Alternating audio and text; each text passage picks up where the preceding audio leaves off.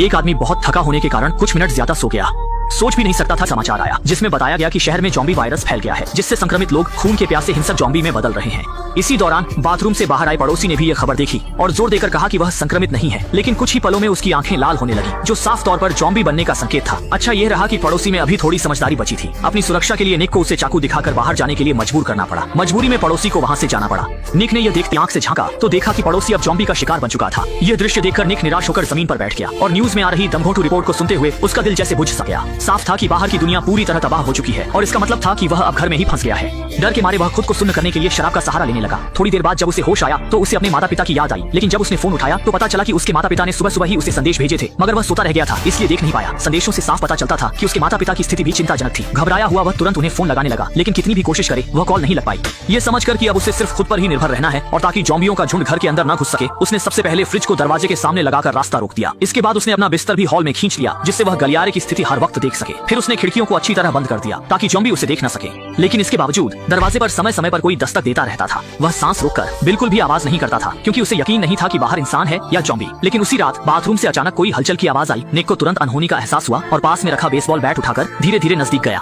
अगले ही पल एक ज़ॉम्बी वेंटिलेशन पाइप से अंदर घुस आया। निक तुरंत एक कोने में छिप गया। थोड़ी देर बाद ज़ॉम्बी सुस्त चाल से लिविंग रूम में चला गया। यह देखकर निक ने पहले हमला करने का फैसला किया। चुपके से उसके पीछे जाकर जोर से डंडा मार छोड़ा जा सकता।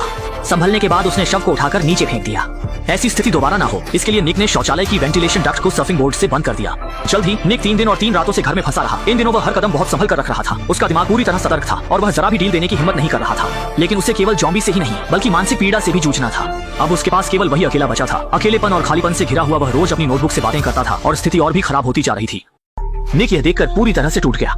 आखिरकार इसी दिन उसके मोबाइल में पहली बार सिग्नल आया और उसने एक वॉइस मैसेज भी सफलतापूर्वक प्राप्त किया। लेकिन जिस बात की उसने कभी कल्पना नहीं की थी वह थी कि यह उसके माता पिता का अंतिम संदेश था। उनका क्षेत्र पूरी तरह से ज़ॉम्बी के कब्जे में था और उसके माता पिता के बचने की संभावना बहुत कम थी। ये सोचकर कि उसके माता पिता इस तरह उसे छोड़कर चले गए, निक दुख से टूट गया। गुस्से से भरा हुआ उसने बेसबॉल बैट उठाया। वह ज़ॉम्बी से लड़ने के लिए तैयार था, लेकिन जैसे ही वह बाहर निकला उसने देखा कि जमीन पर एक ज़ॉम्बी पड़ा हुआ था। जब वह मारने वाला था उसने देखा कि यह उसका वही पुराना पड़ोसी था जो अभी पूरी तरह ज़ॉम्बी नहीं बना था। लेकिन तभी ज़ॉम्बियों का एक झुंड उसकी ओर दौड़ पड़ा, जिससे निक डर के मारे तुरंत अपने घर के अंदर भाग गया। इस घटना के बाद निक फिर कभी अपने घर से बाहर नहीं निकला। जब वह अपने डर को कम करने के लिए सिगरेट जलाने वाला था तभी घर की बत्तियां अचानक बंद हो गईं। वह चेहरे पर हैरानी लेकर बाहर देखने लगा और देखा कि शहर की बिजली व्यवस्था पूरी तरह से ठप हो गई है और यही अंतिम झटका साबित हुआ।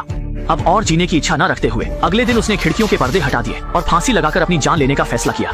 लेकिन जैसे ही वह मौत का इंतजार कर रहा था उसने अचानक देखा कि सामने की इमारत में एक सुंदर महिला जीवित थी। आजकल जब बाहर हर जगह ज़ॉम्बी थे, एक जीवित व्यक्ति को देखना कितना दुर्लभ था, और वह भी एक खूबसूरत महिला। इससे निक को जीने की इच्छा मिली और उसने तुरंत रस्सी से खुद को मुक्त किया और खिड़की के पास पहुंचा। सामने जीवंत सुनहरे बालों वाली खूबसूरत महिला को देखकर निक अपनी आंखों पर विश्वास ही नहीं कर पाया। जब उसने देखा कि सामने वाली ने पर्दे खींच दिए तब उसे एहसास हुआ कि वह ज़ॉम्बी नहीं बल्कि एक असली सामान्य इंसान थी। इसलिए उसने तुरंत अपने बाल स्टाइल किए, जिससे सामने वाली महिला का ध्यान आकर्षित हुआ। चूंकि इस समय नीचे पूरी तरह ज़ॉम्बी थे, नीचे के ज़ॉम्बी समूह को परेशान न करने के लिए दोनों को लिखकर बातचीत करनी पड़ी। बातचीत के दौरान निक को पता चला कि महिला का नाम लिसा था और वह भी अकेली अपने घर में फंसी हुई थी। जब उसे पता चला कि लिसा के पास पानी नहीं है, निक ने तुरंत कहा कि यह जिम्मेदारी उसकी है।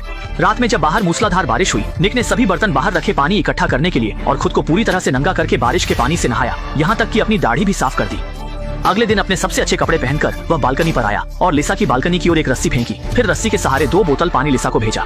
हालांकि दोनों सावधान थे, फिर भी एक ज़ॉम्बी ने उन्हें देख लिया। वह बिना कुछ सोचे समझे तुरंत दीवारों पर चढ़ने लगा और लिसा की ओर चढ़ गया। लिसा को बचाने के लिए निक ने जल्दी से ज़ॉम्बी पर कुछ फेंका, जिससे ज़ॉम्बी का ध्यान अपनी ओर खींचा।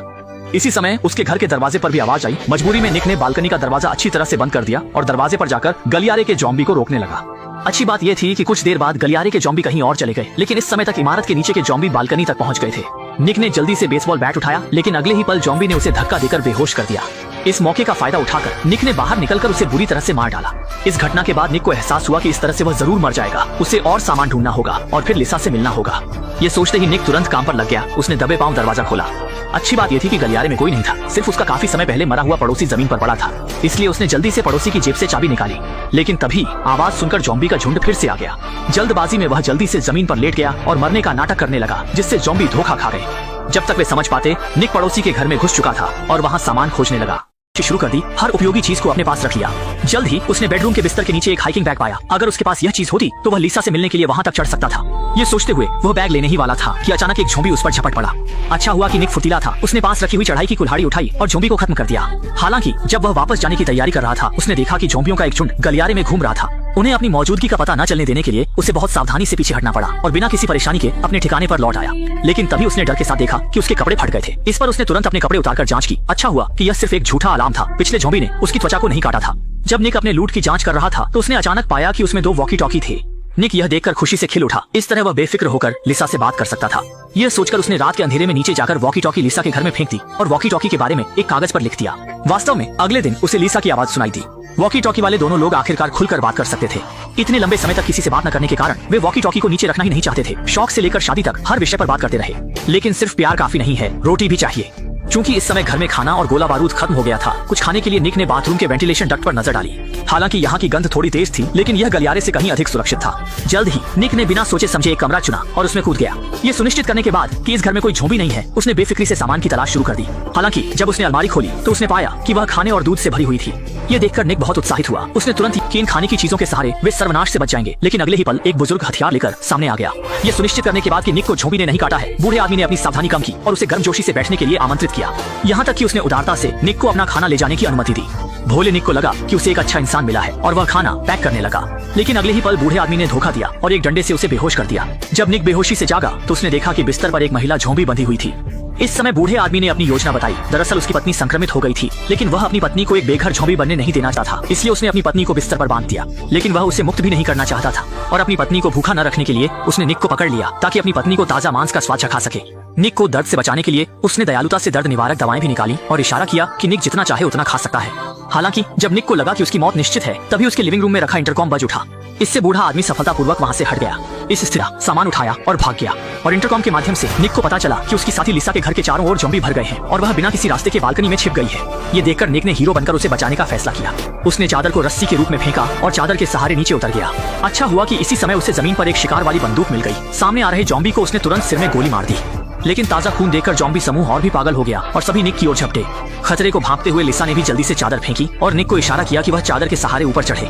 निक भी फुर्तीला था और जल्द ही चादर के सहारे महिला के नीचे की सौभाग्य से वह बिना किसी दुर्घटना के नीचे पहुंच गई और यह दोनों का पहला करीबी संपर्क था। ये जानते हुए कि अब प्यार की बातें करने का समय नहीं है, वे जल्दी से गलियारे से बाहर निकले और भागने लगे। रास्ते में दोनों ने हर बाधा को पार किया और जीवित रहने की तीव्र इच्छा से उनमें जबरदस्त ताकत आ गई। सौभाग्य से वे बिना किसी खतरे के अपने आरामदायक छोटे घर लौट आए। लेकिन तभी निक ने डर के साथ देखा कि उसके शरीर पर खून का एक धब्बा है।